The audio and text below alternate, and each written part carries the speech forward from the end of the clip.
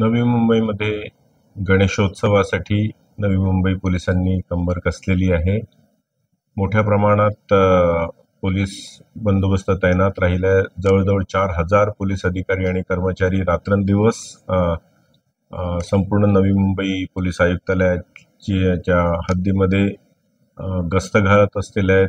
महत्त्वाच्या ठिकाणी तैनात असतील आहेत आणि गणेश आगमन आणि विसर्जनापर्यंत संपूर्ण, तसंच त्याला लगतच ईद ए मिलाद सुद्धा येते. तर या सर्वांसाठी संपूर्ण तयारी झालेली आहे. अनेक बैठका लोकांसोबत, गणेश मंडळांसोबत झालेल्या आहेत.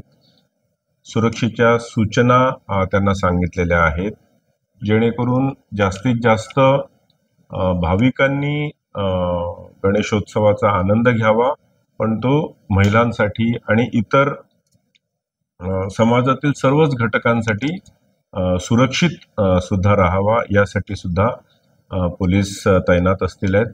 कुठल्याही प्रकारची इमर्जन्सी जर झाली तर त्यासाठी सुद्धा आमचे reserve forces, riot control police, SRPF, तसंच QRT क्विक रिॲक्शन टीम सुद्धा ह्या महत्त्वाच्या ठिकाणी तैनात असतील आहेत.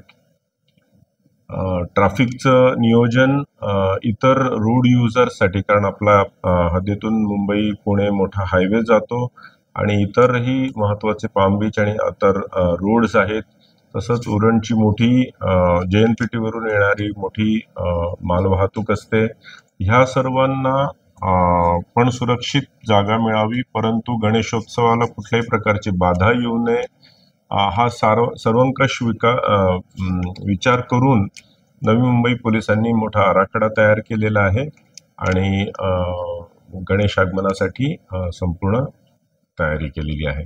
सर्व नागरिकांना नवी मुंबई पोलीस आयुक्तालयातर्फे विनंती राहील की आपण हा गणेशोत्सव मोठ्या उत्साहात साजरा करूयात, परंतु हा उत्सव साजरा करत असताना सुरक्षेचंही आपण भान ठेवूयात.